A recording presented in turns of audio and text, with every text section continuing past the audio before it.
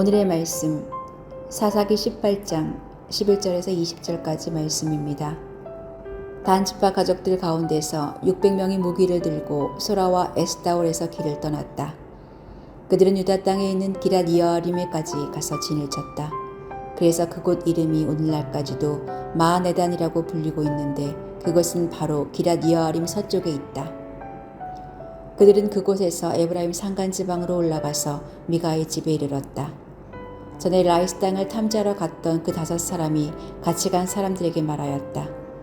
여기 여러 채의 집이 있는데 이 가운데 어느 한 집에 은을 입힌 목상이 보관되어 있다는 것을 당신들은 알고 있을 것이요. 목상뿐만 아니라 드라빔과 에봇도 있어. 우리가 해야 할 일이 무엇이겠소? 그런 다음에 그 5사람은 젊은 레이 사람이 사는 집 곧 미가의 집으로 들어가서 그에게 안부를 물었다. 단 자손 600명이 무기를 들고 문 어귀를 지키고 있었다. 그 땅을 탐지하러 갔던 5사람이 그리로 들어가서 은을 입은 목상과 에봇과 드라빔과 부어 만든 우상을 챙기는 동안 제사장은 무기를 지닌 600명과 함께 문 어귀에 서 있었다. 미가의 집에 들어간 5사람이 은을 입은 목상과 에봇과 드라빔과 부어 만든 신상을 가지고 나올 때 제사장이 그들에게 어떻게 된 일이냐고 물었다. 그들이 그에게 대답하였다. 조용히 하십시오. 아무 말 말고 우리를 따라 나서십시오. 우리의 어른과 제사장이 되어 주십시오. 이 집에서 한 가정의 제사장이 되는 것보다야 이스라엘의 한 지파와 한 가문의 제사장이 되는 것이 더 낫지 않겠습니까? 제사장은 그 제안이 마음에 들어 에봇과 드라빔과 은을 입힌 목상을 받아들고 그 무리들 가운데로 들어갔다.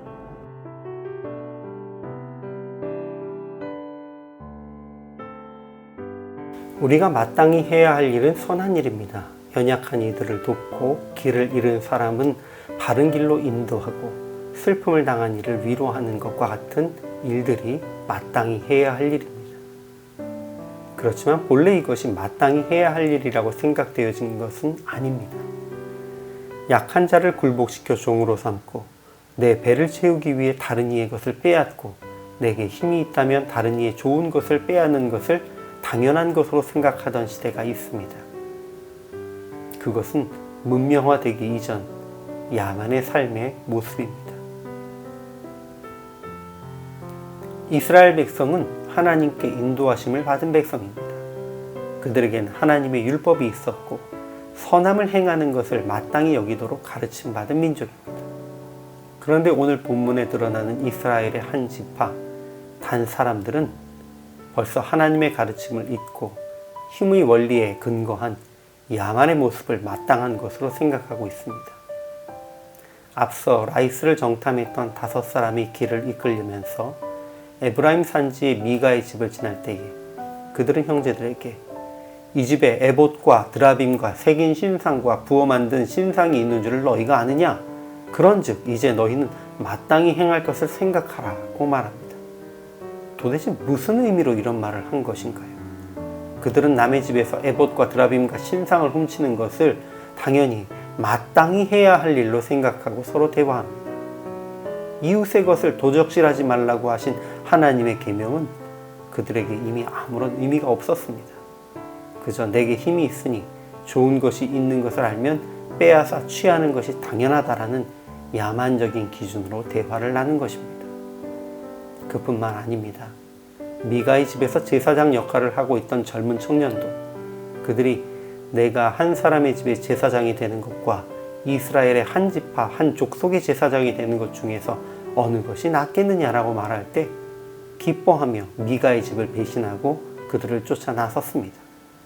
어떤 신의도 없이 힘 있는 이들, 자기에게 더 좋은 것을 줄 수 있는 이들을 따라 나서는 그도 힘의 논리를 당연하게 생각하는 사람이었던 것입니다.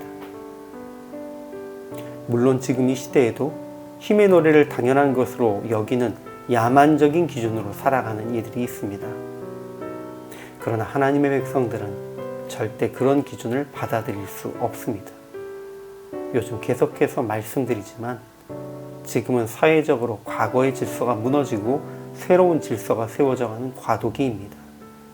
어떤 절대적인 기준도 없이 모두 자기 소견에 옳은 대로 자기에게 유익이 되는 대로 주장하며 살아가는 시대란 것입니다.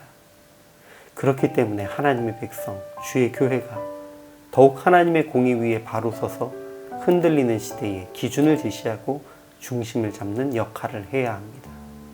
그러기 위해 우리가 먼저 내 유익을 위해 무엇이든 할 수 있는 것이 아니라 약한 자를 위해 내 것을 양보하고 하나님의 뜻으로 돌보는 그런 삶의 모범을 보여야만 합니다.